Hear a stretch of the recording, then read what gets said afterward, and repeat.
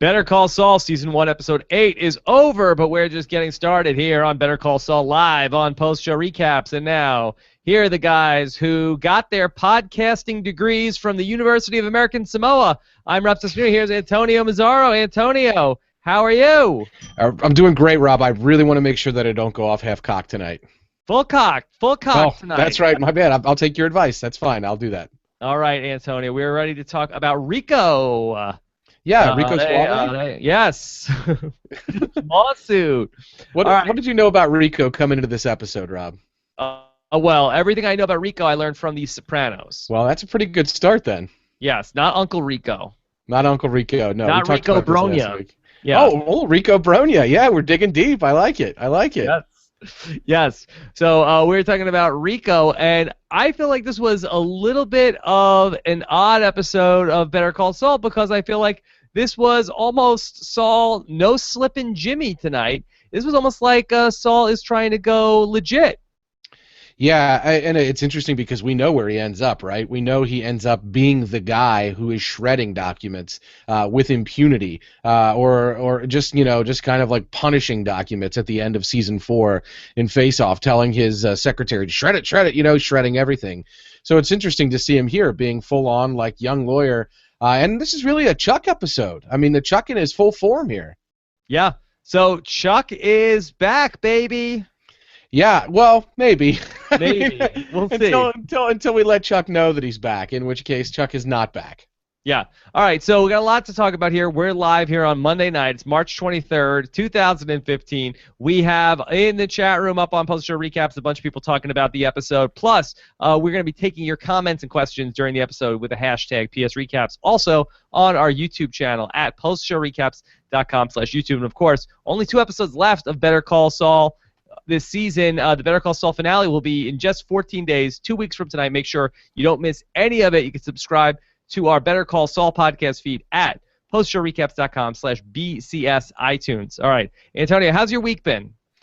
It's the beginning of the week, so I don't know. Monday's always bad for me, Rob. But I'm uplifted by seeing Mike go to the vet, by seeing Jimmy in the dumpster, by seeing Chuck sitting in a dark room. Yes. I'm feeling good after tonight, Rob.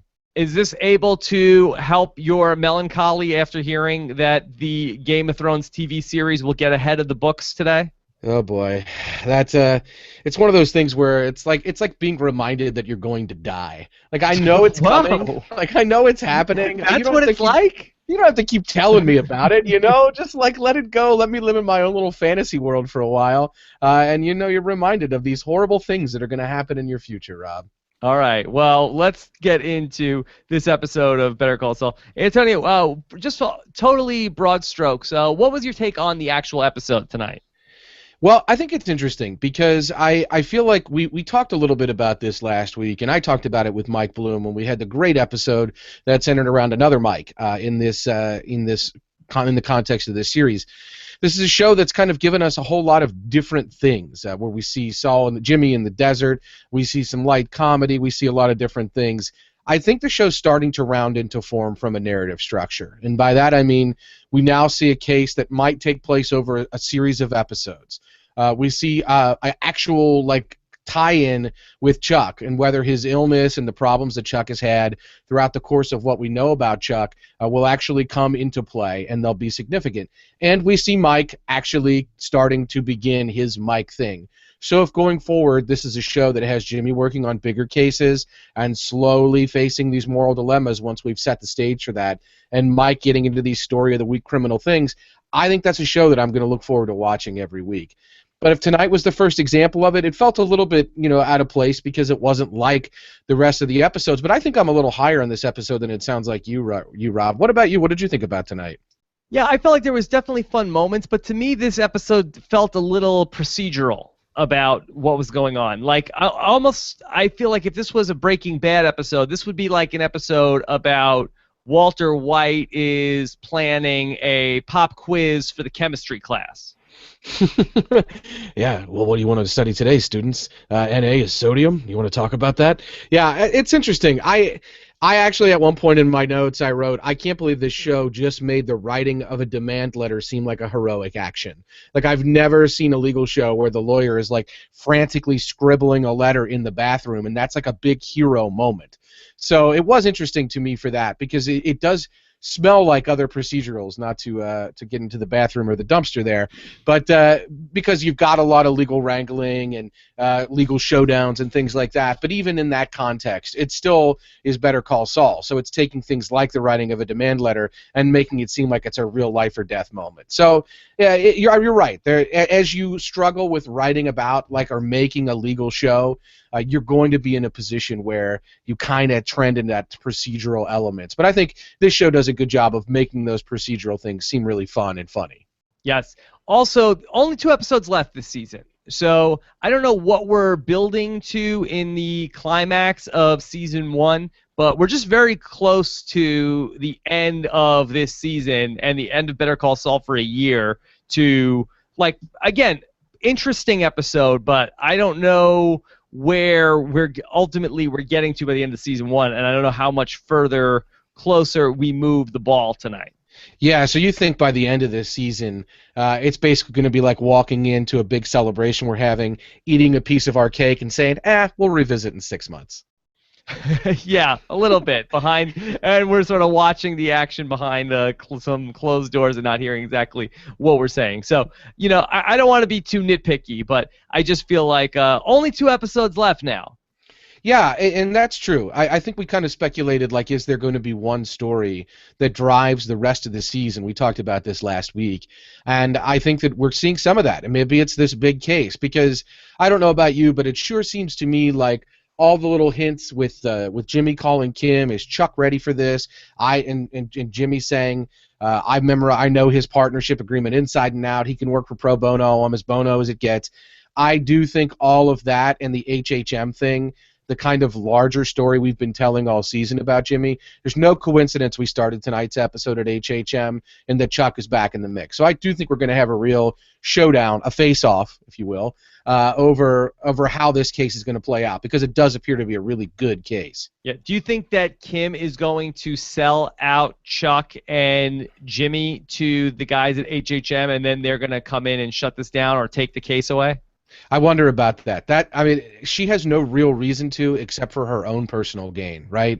Like we already saw, and we talked about this on our show page at postshowrecaps.com after last week's episode.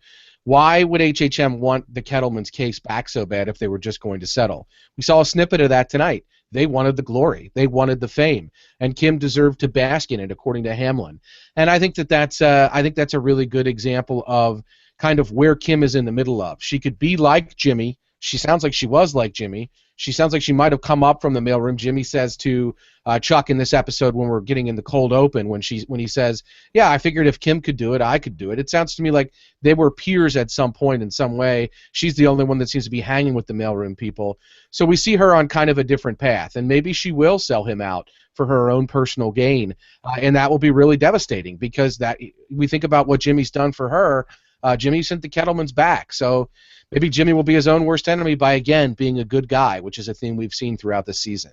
Well, it really would be a double blow to Jimmy if that was to happen, or I guess a triple blow even, and not like what you do with the magic flute. Not like what you do with the magic flute. That's exactly what I was going to say. Because if that was to happen, if Kim was going to betray Jimmy and, blow the horn instead of the flute on what's going on with the McGill brothers over at HHM, 1, she would be sticking the knife in Saul's back. 2, she'd be costing Saul a potential $20 million payday. And 3, I think that would completely send Chuck into a relapse. Yeah, but we have to say, though, that something's going to make Jimmy go full Jimmy. Like, there is an arc here to tell with this character. And I found the really interesting thing about this to be last week, for example, he's sitting in that office, a broken man, and he's broken because he did the right thing, because he sent the client back to HHM, because he told them to settle the case, because he wouldn't be the scumbag lawyer the Kettlemans wanted him to be. He's sitting in that room broken. And contrast that to at the beginning of the season when we meet Gene, and Gene is a broken man for having done the wrong thing. and having to go on the run and hide himself. It's really interesting that this show can show him broken for both different, completely diametrically opposed reasons. And so it's probably going to take something like Kim burning him or Chuck really going crazy or something like that to push him further over the edge. And I got to tell you, $20 million lawsuit that your own ingenuity really sniffed out, that you really were the one responsible for, to get swept out from under you and have it be Hamlin that does it and have it be Kim that does it, that would be a pretty big deal that might push a guy in the wrong direction. So I've definitely got my eyes open for that. All right, Antonio, you are such a wealth of knowledge with all of your legal expertise. Could you just talk us through a couple of the legality things that came up? And I'm not using the proper terms. The legal issues that came up during the episode, Antonio? I'll give it a shot, yeah. Do you want to ask me about any in particular, or do you want me to kind of run through them? Yeah, let's sort of just go a little bit. When Jimmy goes to the office and they tell him that he has to leave, and he goes into the bathroom and then draws up the letter, could you give us any sort of background on that? Yeah, the crazy thing is the last thing I did before I left work tonight was help prepare a lesson for clients about the dangers of spoliation of evidence. And it's this very particular concept where the upshot is he knew when he walked in that door. He heard the shredder going. He knew that they were shredding and destroying evidence that was pertinent to this case. When he goes into the bathroom and he writes the letter, the whole point of doing that in such a hurry, in a frantic hero's kind of weird bathroom moment, is that that letter serves to put them on notice that they're not allowed to destroy evidence anymore. And at that point, if they do destroy evidence, once that letter's been put out there, they can really be hammered in court. In fact, you can be so hammered in court for destroying evidence that the court can just say, well, we'll just assume that evidence was absolutely as bad as it could make you look, and we'll find against your client. Even though we have no evidence of what it actually is since you destroyed it, we're just going to infer the worst thing about you and direct the verdict.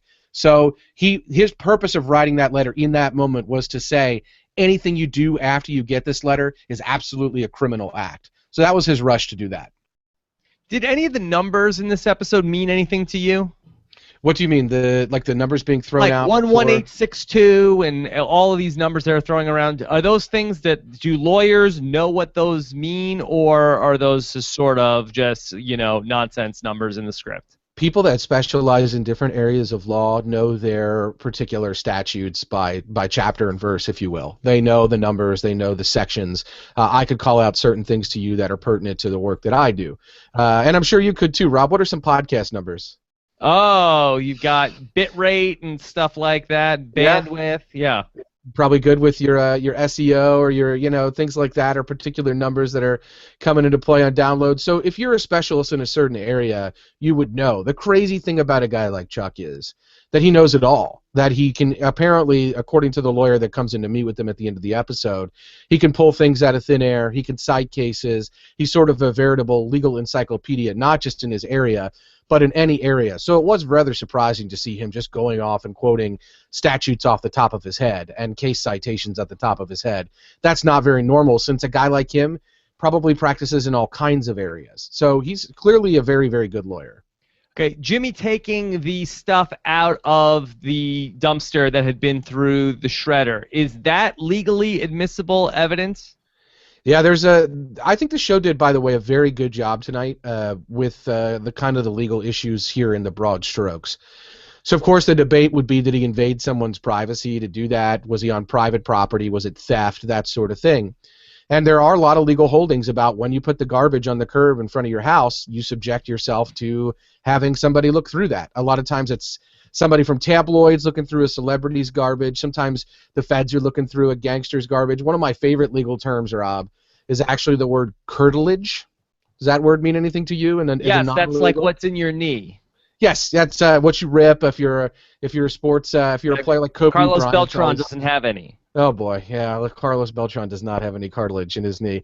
No, curtilage is like this area outside of your house that's not quite your garage, and it's not quite your house, and it's this area where maybe it's like a carport or like an attached part of your house that really isn't. It's kind of in public view, but not really. It's like a half and half thing.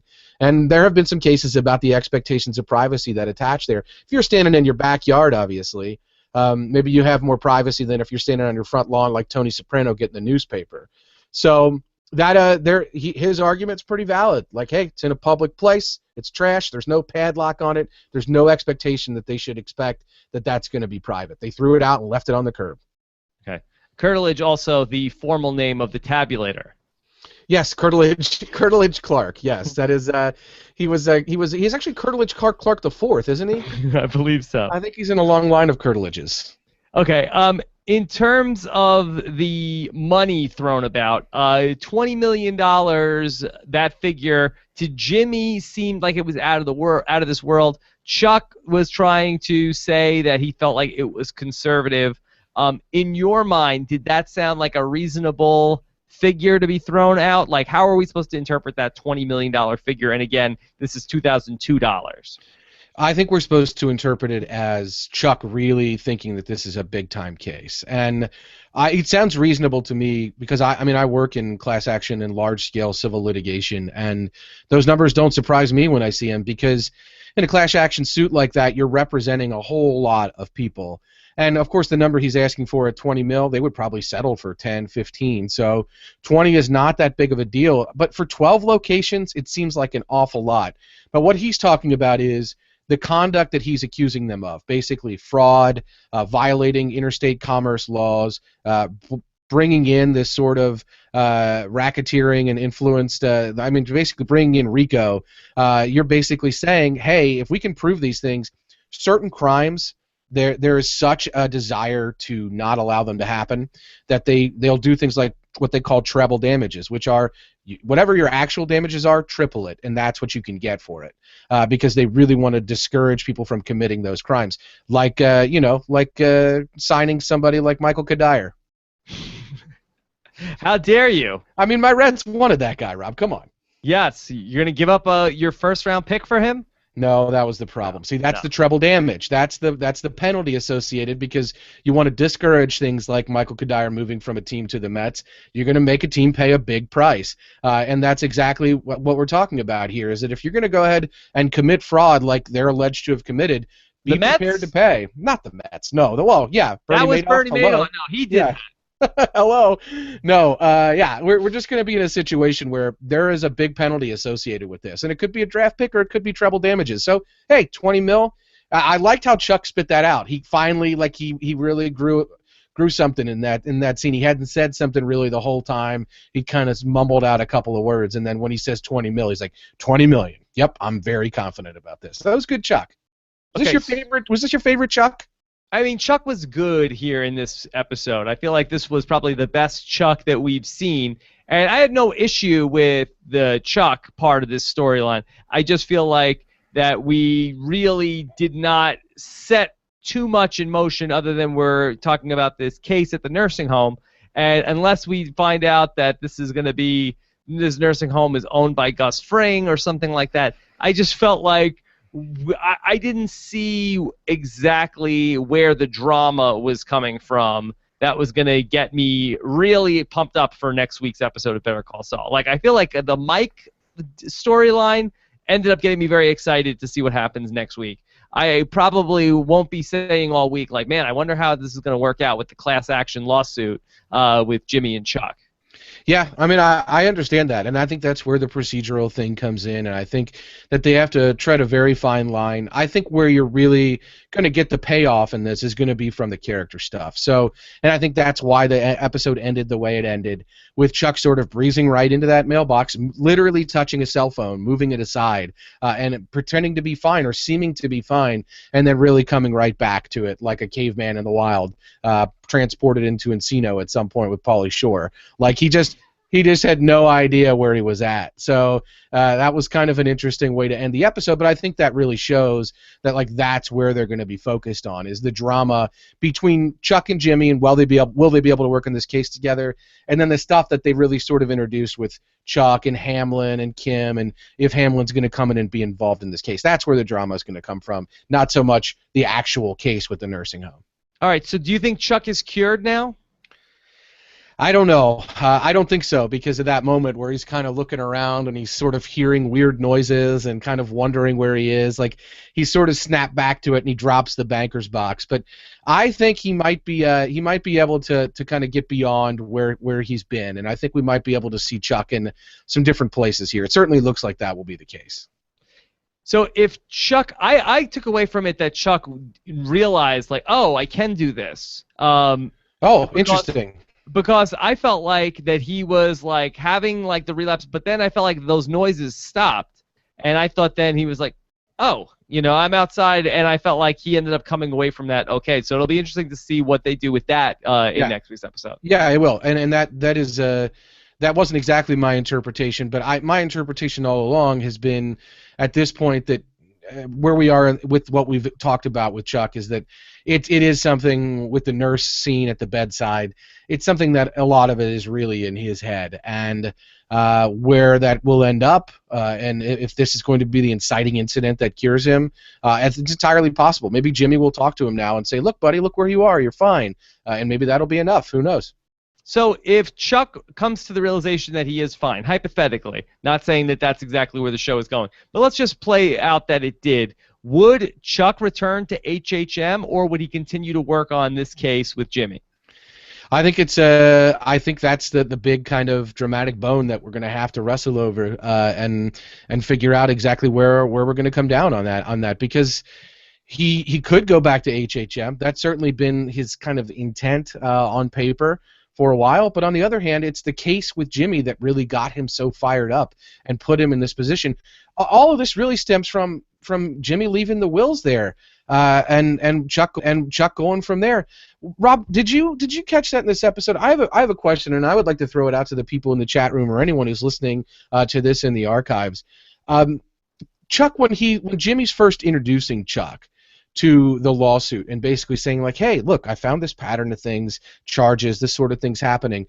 Chuck says, and this was in something I did. Did you catch that? Mm-hmm. Yeah. What is he talking about? Did I miss something? I felt like that he missed the overcharge in those documents. Yeah, but I guess I don't know where those documents came into play with what Chuck was doing. Yeah, I don't know. Right, he's working on a will. I don't know why the invoice from the nursing home is in those documents. Yeah, and I don't think it was the invoice from the nursing home that gave that's the reason that Jimmy caught it. Jimmy caught it because the lady couldn't pay him, right? And he was a good guy, and he said, just took a 20 from her and told her to send him $120 in the mail. And then she said, well, once I get my allowance, and that kind of stuck with him. And he's like, your allowance, wait a minute. Like, we talked about this. You have a pension. So that was how he found out, not because of anything of the actual invoices. And then later he did kind of look at the invoice with her and talk to the other people in the room. But it wasn't something that Chuck, I don't know, I didn't think he found the evidence in something that Chuck did. I don't know. I just, I didn't understand that. I thought maybe I missed something there. Okay, let me ask you a couple more things from the episode. One more legal question. They talked a lot about a TRO at the end of the episode. Antonio, does that mean anything to you, a TRO? Well, I do have a couple in place against me, but no, temporary restraining order, Rob. Ah, okay. Yeah, there's things that keep me from going into schools and public places as long as I'm wearing a beard, but that's neither here nor there. Kentucky has some weird archaic laws. It doesn't matter.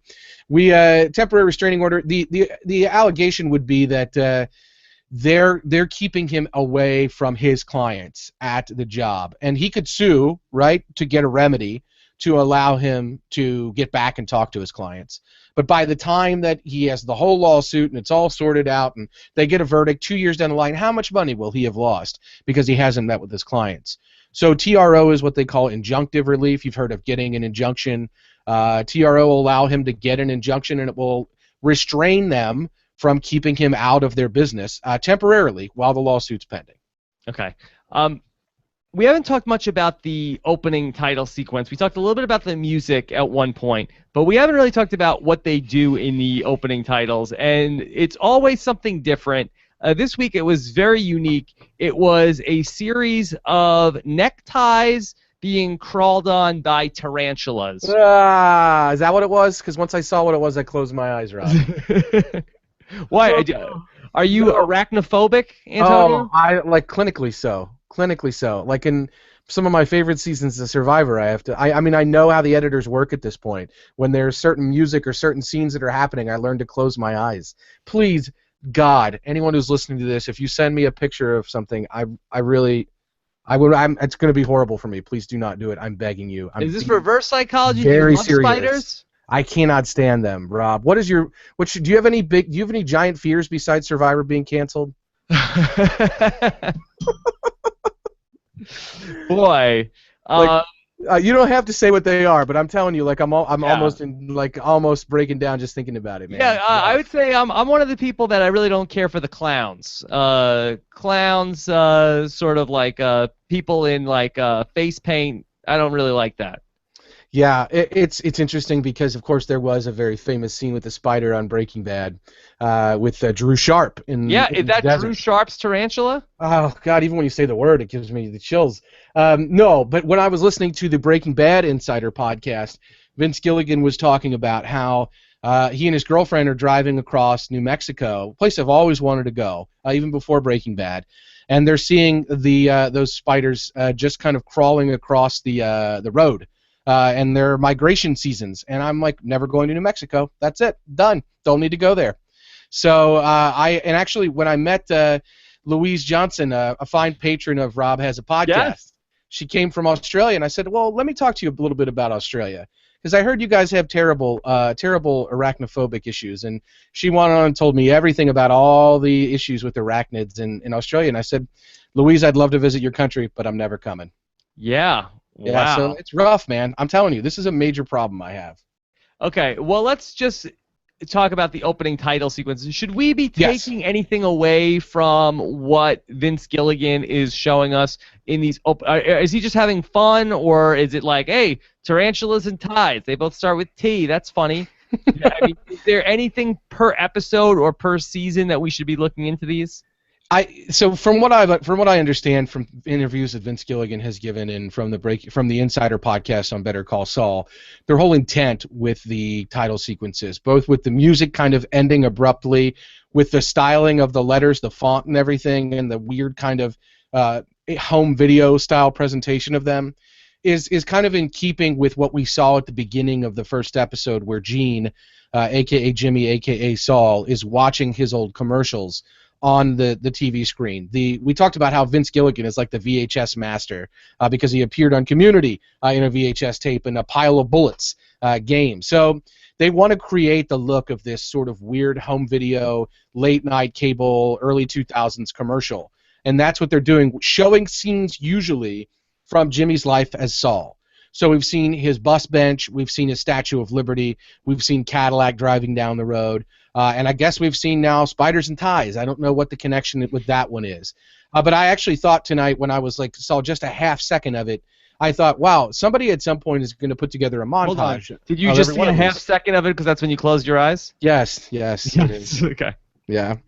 Yeah, it's weird. You don't it's hard to tell if it was a tie because it was like between the little parts between my fingers. Anyway. No, I saw a half second, closed my eyes and waited for the music to be over is exactly what happened. And when in that half second I thought someone's going to put a montage of these together and they're probably going to make sense at some point. So it is probably something we'll want to revisit at the end of the season. Okay, so we'll keep an eye on that, or at least an eye for a half second on the one with the tarantulas and the ties. The opening sequence, the flashback to Jimmy passing the bar exam, some interesting stuff there that we find out that Jimmy passed the bar and took his his law school via distance learning behind Chuck's back. And so was that a surprise to you? It wasn't necessarily. It was a surprise that it was behind Chuck's back. I kind of thought that maybe it would have been Chuck who encouraged him to embrace a legal career. And I really did think that might be where we were headed. Because if you'll recall, earlier in the season we did see a cold open where Slippin' Jimmy himself with the Chicago sunroof was in jail for a possible sex crime or something, and he says it was just a Chicago sunroof. And that's when Chuck is like, "Look, I'm going to help you get yourself on track." And we kind of speculated from there we would see Jimmy working at the law firm, which we did. And I never really thought that that would not be involving Chuck. So I wonder if that cold open, Rob, is meant to suggest that there's always kind of been a little bit of a gulf between Jimmy and Chuck with regard to Jimmy being a lawyer. And we're seeing now the historical kind of genesis of that, and maybe that'll play back into this Hamlin story with possible Rico and the class action lawsuit. We also saw Jimmy kiss Kim on the mouth. Yeah, which was that was Kim's office there was very reminiscent of Jimmy's, wasn't it? Mm-hmm. Yeah. I thought, yeah, this is she's at the beginning of her career like he was, and but they were already sharing a kiss on the mouth, so something probably had already happened between. We still don't have confirmation of that, but I think that's a pretty good piece of info there. So how close do you think Jimmy and Kim got in between the flashback that we saw tonight and the events that start the episode? I think that we. That's a pretty good question. I mean, it's a couple years, right? Like probably 2 or 3 years, or maybe it's only a year. But I mean, her moving into that office, I think, is she's been sent out to the other side as a punishment when the Kettlemans left. So I think she's already got a nicer piece of HHM when we kind of begin the season. She's not in that closet anymore. So I think it's a little bit. It's probably a year or two. I don't know, but Jimmy's just starting out as a lawyer in the context of the series Better Call Saul. So it hasn't been that long, I don't think. All right, let's talk about the Mike stuff tonight, because we saw just a couple of vignettes on Mike, not too much. That we saw his daughter-in-law, and I want to make sure I get her name right. It is Stacy. Stacy. She wants Mike to babysit, and then she's walking around with this, big chunk of change that was left in a suitcase by Mike's son, and she's like, "Can I spend this money?" And she tells him it's a drop in the bucket. Do you think that is Stacy trying to squeeze Mike for more money? Like, did she intentionally bring up that it's a drop in the bucket, or did she just is sort of like pouring out her heart to Mike, and that was not her intention for Mike to give her more money? I don't know what you think. I think it was the latter. I think that there was some intent there. Don't you? I mean, it was a little bit on the nose to not have had intent. I mean, she calls him out of nowhere and is like, "Can you babysit for me?" And it just seems awfully convenient. And he's about to leave, and she's like, "No, wait, I got just one more thing, Columbo style. Like, I want to talk to you here." And she really brings the conversation right to that point. Now, I don't know if she knows that he'll go out and do exactly what he seemingly is ready to go out and do.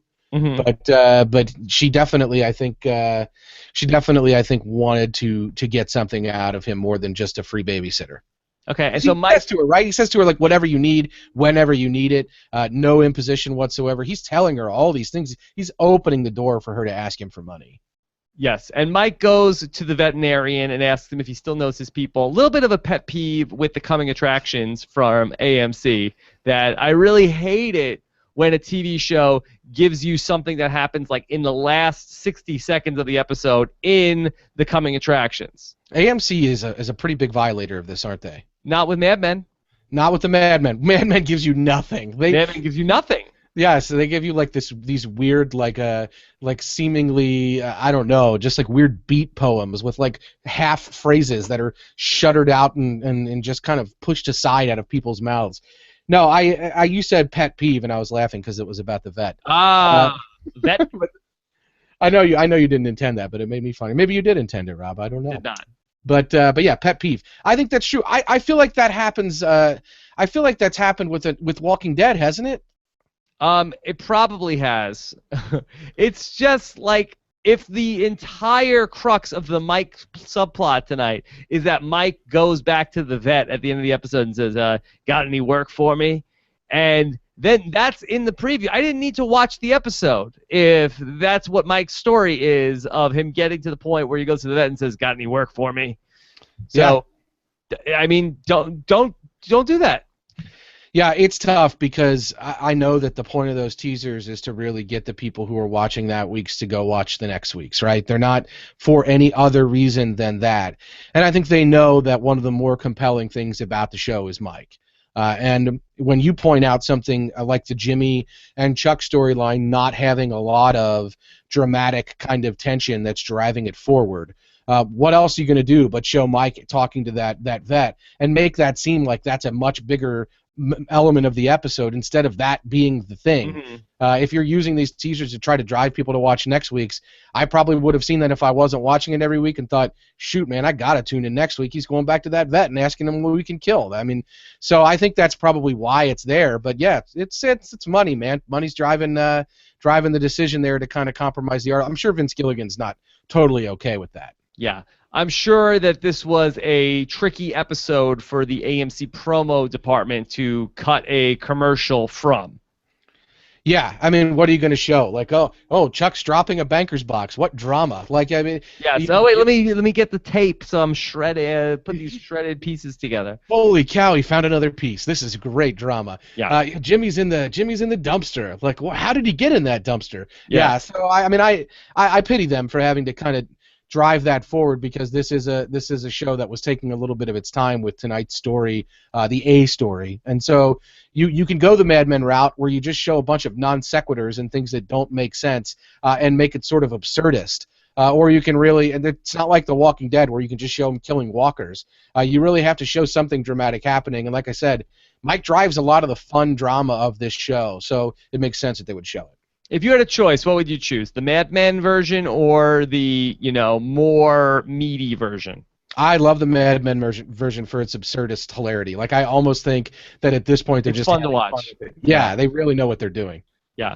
Okay. Let's go ahead and get into the questions. Was there anything else that you wanted to bring up from the episode?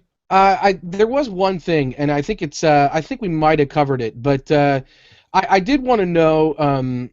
Were you laughing when at the scene in the dumpster, or was that just really taking too long for you? I mean, I think that there was comedy there, and I think that they were trying to milk it. I was okay with it. Yeah, and I remember thinking, like, okay, so it smells bad, and he's crawling around in the dirt. We get it. Like, it just felt like it was taking a little too long for me. But I laughed pretty hard when he was talking about magic flute, and then the guy was like, "Oh, magic flute, Mozart, it's great." Yeah, and he's like, "Blow on my magic flute." All that was really funny. So the only reason I brought it up is I think that this is a show where you can have Jimmy spouting out, like, you saying a line like "hobo in a wigwam." And that's a really funny line, and that's going to make somebody laugh. But it's a show that wants to find comedy where it can find it. So I think they looked at it and said, let's throw Jimmy in the dumpster. We can have a lot of fun just having him roll around and get dirty. I mean, even got to the point where the guys walked up and threw more trash on him, and they're talking. I was just like, wow, this is really going on forever. Pretty jacked bouncers for the old age home. I'll tell you, man. That's those guys, there's a lot more they could be doing in Albuquerque. I got news for you. Yeah. I thought another funny line in the episode was when Jimmy talks about passing the bar exam, and it took him, it's like losing your virginity, third time is the charm. Yeah, that was funny. I mean, that tells you a lot. That tells you really all you need to know about Jimmy McGill. Like, but I'm not surprised he took the correspondence course at the University of American Samoa. I thought that was a nice tie-in. If you'll recall, in Breaking Bad, there is one point where Skyler takes a look at the diploma from the University of American Samoa on his wall and just kind of turns her nose up at it and just is like, oh, University of American Samoa. So I thought that was really a good way to show that. But, I like everything that the show's kind of done in those flashbacks with Jimmy, because I think it's awesome that we're watching a show that he can feel so bad for all the bad things he's done and also feel bad for the good things he's done in the timeline we're watching on the show. Like, this is a very complicated guy, Jimmy McGill, and so I like the Jimmy that we're getting. I just think that it's hard for the show to make him both funny and evil and good and all these things. It's a very complex show, a lot more complex than I'd anticipated. I thought it was just going to be, jumping right into the criminal world, and certainly after the second episode, I think why other people expected that. But I think they're really finding their footing. I think if we're going to get a show where we have Mike's story of the week and Jimmy's story of the week, I think everyone's going to be happier with the Mike story of the week, but it's going to be really fun when those two things come together. Okay, let's go to the questions, and let's start with our first question from Riot Maker, who says, what else do they teach at the University of Samoa of America? I believe it's the University of American Samoa, right? Yeah, University of American Samoa, yeah. Is that a real academic institution? I have not. I've not tried to find their website. I have not. Are you? Is that something that I got to think there's some kind of school there, but I don't know if that is it like a University of Phoenix type deal if they're doing correspondence courses. Yeah, I'm looking them up on Facebook. I would imagine they'd have a. I mean, I'm just playing like based on what I know about my school and other schools that play college football. I imagine they have a pretty good college football team there. Well, they have a Facebook page, but it seems like it's created by the people from Better Call Saul because everything on the page for University of American Samoa is all about Saul Goodman. Well, if it is a real school, Rob, in the off season of Better Call Saul, you and I should sign up for a correspondence course there. Yes. Okay. Although they were created in October 2012, so I'm not sure if they created the page for during the Breaking Bad timeline. Yeah, if they offer a course in podcasting, I'll be happy to sign up. I'll teach. I'll teach yeah, it. you can teach. You teach. I'll get your. Also, I find your ideas intriguing, Rob. I'd like to subscribe to your newsletter. Oh, thank you. Yeah, no problem. Random Nando wants to say, is Sidekick Chuck the best Chuck? Yeah, best Chuck. That's. I mean, that's what I'm. We got to do a Chuck check. Is this Chuck Prime? Is this our best Chuck? I think this is probably the best Chuck, other than in the Mike Ehrmantraut episode. Yeah, and that I think that you're probably right. The Mike Ehrmantraut episode wasn't a lot of Chuck, so I think I know what you're getting at there. Yeah, but this was good. He was fine tonight. Chuck was not a problem tonight. No, Chuck is probably a much more intriguing character to the extent he's not simply dragging Jimmy down. I like the Chuck better at the beginning of this episode when he's sort of taking dictation and he says he's kind of, I can't tell, Rob, but it certainly seems to me like he's not that happy that Jimmy has gone and done this on his own. He doesn't seem that thrilled by it. That was one of the questions tonight on AMC's Story Sync feature is Chuck's reaction. Was he happy? Was he not happy? Like, how did that play out? How did that read for you? Did you think Chuck was happy with the fact that Jimmy went and did that? No, I thought it was pretty on the nose that he was unhappy, and Chuck was like, "Hey," so Jimmy's like, "Hey, what do you think? So you can get me a job here?" And he's like, yeah, let me check on that." And so I feel like that was a clear indication that he was not thrilled with this idea. It's one idea to have his idiot brother work in the mailroom, but another thing to have his brother sort of infringe on the career that he had built at HHM. So did Chuck send Hamlin in to be the hitman into his little mailroom party and eat the cake? That's a good question. I have a feeling Hamlin is such a heel on his own that he was like, "Oh no." Yeah, I'll go handle this right now. Yeah, shut it down. I'm gonna eat a little cake first, but then I will handle this. Cake boss. Cake boss.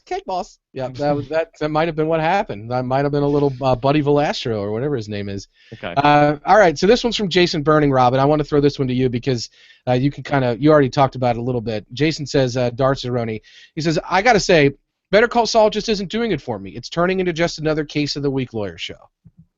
Well, I definitely hear what you're saying. I mean, I don't want to say it's not doing it for me. I feel like it's in a tough spot because it's sort of much like similar to Jimmy McGill.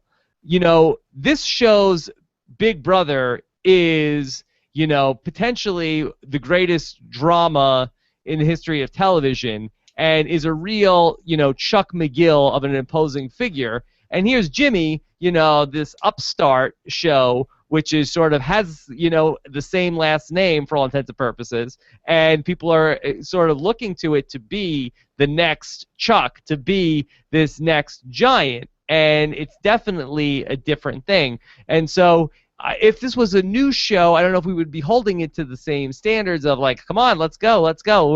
Where's our excitement here? When you have an episode this week where really nobody is getting, there's no violence, not that that's the only reason why we watch the show, but no imminent threats, no real great tension, just solid legal drama. Yeah, and I think that's where we're at right now. I would say, Jason, we know what happens with Jimmy McGill. If we've watched Breaking Bad, we know he becomes Saul Goodman. We know what Saul Goodman gets into relatively quickly, and we know where Mike Ehrmantraut ends up. So there's just no way that this show will remain a Story of the Week show for a very long time. There may be a little while that this occupies, but I just don't think that this is going to be there. I think that Rob's right. I think, Rob, you're right, that the Big Brother aspect is there. But I think ultimately it can evolve and be like the brother, but also of its own sort of twisted, warped kind of place. And that doesn't have to include story of the week legal drama. It can very quickly include story of the week criminal action. And the connection's going to be obviously with Mike and what he gets involved with the underworld. We're going to start getting tastes of that. And when that converges, as I said earlier, with the Jimmy storyline, that's where this show's really going to sing. And then the sky's the limit. I mean, we could jump into the Breaking Bad timeline, show things from a different perspective. We could jump ahead of the timeline and show things after the Cinnabon. So I just don't think there's a lot of legs in this show being a legal drama. I don't think that's what anyone wants it to be, and I just don't think that's where we'll end up. Okay, let's take another question. Mike Bloom says, this was the best Chuck episode yet, in my opinion. Do you think the show would benefit from a Chuck flashback episode a la Mike in 5-0? Do you want to see a whole episode about the young Chuck? Not particularly. Do you? No. No, but I will say, Mike, that this kind of touches on exactly what we were just kind of talking about with the HHM thing. If we do see from the point of view that maybe it isn't just Hamlin that's been a thorn in Jimmy's side vis-a-vis HHM. If you'll remember earlier in the season, Jimmy wants to do a few things and is kind of speaking as Chuck, and he goes into HHM and he gives this bloviating speech and he kind of quotes Network and he does all these crazy things. And then he goes to Chuck's house, and Hamlin has been there. He grounded himself and everything, and Chuck is playing ball with Hamlin. Like, Chuck is working with Hamlin. And that's sort of great to Jimmy. But Chuck and Hamlin have a relationship. I mean, they're the name partners. And the question I think that I would like to see kind of revealed is, how deep does that relationship go? Is this something that Chuck has sold out Jimmy or is willing to continue to do that? I don't need a whole flashback episode to tell me that, but I would like to find that out. Okay. I think that we could do that in the cold open flashback. I agree. Yeah. All right, let's take another question. Give us this one from Buddha Ben. Buddha Ben asks, what Jimmy told Chuck in the cold open about studying law secretly for 3 years seemed like a lie. Do you believe him? Yes. Well, according to the University of American Samoa Facebook page, that they posted on March 2013, Saul Goodman donated $5,000 and received an honorary diploma. Well, that it's possible. I don't know. I mean, this is Slippin' Jimmy we've heard about, right? He did pass the bar exam though. So it did take him 3 tries, but he did pass the bar. There are actually a few states, California being one of them, that have actually relatively low bar passage rates because you don't have to have gone to an accredited law school to take the bar exam. And so that may be what happened. That it may be that he did honestly just kind of buy a diploma, fake something. It's hard to say. Maybe he got ordained online like one of those ministers. So maybe he can marry Tyson Apostle now. Who knows? But anyway, it's possible that he do his divorce if he needs to. Yeah, he could do it all in one fell swoop, in and out. It's like a drive-through. Pick from the menu. Pick what you'd like, a la carte. You can do the annulment. You can do the marriage contract. You can do the separation. Oh, why don't you get your plans in place for your will and your family? Yeah, just kind of drive through and do it all. A little one-stop shop. But and that's kind of the Jimmy McGill's got to kind of be that way. But I think that's actually a pretty good observation that he might not have ultimately done the correspondence course thing, and he might have just kind of faked his way into this. But he was able to pass the bar, so ultimately he did get some kind of work behind it to the point where he was able to pass the bar. Okay. A few more questions. Oh, Zach Brooks says, was the first guy that Jimmy delivered mail to named Gene and syringes in Nebraska? Is this foreshadowing? Yeah, I thought you were going to read that question in a Frank Underwood voice, Rob. You want to try that one again? No, that's okay. We don't have to do Frank Underwood. All right. I'm looking forward to that feedback show on post-show recaps here. Yet to be scheduled. Yet to be scheduled. Now, have to make everybody just wait. Now hold on a minute. I feel like I'm entitled to a feedback show, Rob. We're gonna do that. You're entitled to nothing, Antonio. Oh, damn it. You get nothing. Damn it. Oh well, America works one way or the other. This is a good question from Zach. Look, the Nebraska stuff is not an accident, right? You wouldn't think so. Yeah, it's a nice little tie-in. I don't know if it's going to be anything other than that, but it's a nice little tie-in that he's talking about Nebraska here. The syringes were from Cornhuskers, Nebraska. yeah. Cornhuskers, yeah. I bet you that Zach, being a Michigan State man, loved that Cornhusker shout out. Really, probably rubbed him the wrong way. Yes, indeed. Yeah. All right. Let's do another question. What about this one, Antonio? From Jif Probst. This is Jeff saying, Chuck is still a partner at HHM. Could HHM swoop in and take this case away from Jimmy? Yes. They did use HHM's Westlaw subscription and HHM's printer for their research, and Kim seemed to have a problem with that. Could she bring this to Hamlin? Yes. No, I think that's ultimately the real betrayal that I think could be the thing that upsets everything. Yeah, we talked about that a little bit earlier in the episode, obviously, and I definitely think that that the teaser is there. I don't know that she seemed so there. I wouldn't say she seemed upset about it. That's one thing I would take a little bit of issue with, Jif, is that ultimately I think she seemed something about it. I'm not sure if it was upset. I think that's that sort of questionable emotional choice that the actress made, Rhea Seehorn made, is kind of interesting, and it's what we should probably keep an eye on. I'm not sure she was going for upset there. Definitely a little bit taken aback, but I'm not sure why. She tried to pin it on Chuck, right, by saying, "Are you sure he's okay? Because last time I saw him, he was, you know." But I don't know if she was worried about Jimmy, worried about Chuck, uncomfortable with her own position, thinking about taking this back. I don't know. I think there was something there, though. So do you feel like what happens is that they take the case back or they steal the case from out from under them, and then Jimmy is like, that's it. Now I have to be slipping Jimmy. Now I'll be Saul Goodman. Yeah, I don't know. Like they could really kind of cut him out. They could pay him off, right? They could give him a few. Maybe they could give him a really sizable sum of money, maybe even $1 million. Like maybe something really big there, and maybe that's where it goes out. We had other comments saying that this is probably some end of the season drama popping up. I think we recognize that. So something's going to go down with this, I think. And the question is, maybe HHM pushes Chuck away, and maybe Jimmy and Chuck become inextricably linked. But I think it's a better story if Chuck sort of kind of pushes Jimmy away. We saw right near the end of this episode, he's like, "Oh, do you want to handle that TRO, Jimmy? Jimmy, where are those files I asked you for?" And Chuck is all in work mode, and Jimmy's laying asleep on the couch again. So maybe he's just not cut out for this, man. This isn't what makes him invigorated. He needs to do that criminal work. All right, let's do 2 more questions. Okay. Alex A. says, now that we're this far into the season, what do you guys think that the season finale cliffhanger will be? I read that as Alexei. Ah. I don't know. Maybe it's Alexei. I don't know. End of season cliffhanger. I mean, earlier this season, I thought it's Chuck kind of going back into real bad mode where he's got to be committed, and Jimmy's making that decision. I still think within the context of the story we're telling now about this big lawsuit that we could get there. And so I'm going to stick with my guns on that one. Rob, do you have another cliffhanger we might see? Could it be a Mike cliffhanger? Yeah, it absolutely could. That's kind of what I'm talking to you on right here. So. Yes. No, could it be something where Jimmy ends up needing Mike for something or something? Like, I feel like that the cliffhanger is probably going to be, because right now Mike and Jimmy are sort of like running in separate storylines, and we need something to get them. Like, they've had a brief encounter, but I don't know whether it's this murder investigation or it's something that needs to get these two back on the same page. Maybe Jimmy's going to get cut out by Hamlin, and maybe he's really going to want to exact some physical revenge on Hamlin, and that's where Mike comes into play. That would be pretty cool. He's going to go beat up Hamlin? Beat up if Hamlin's lucky. I mean, where would he stop if the violation is Shakespearean? I mean, he could go much deeper than beat up.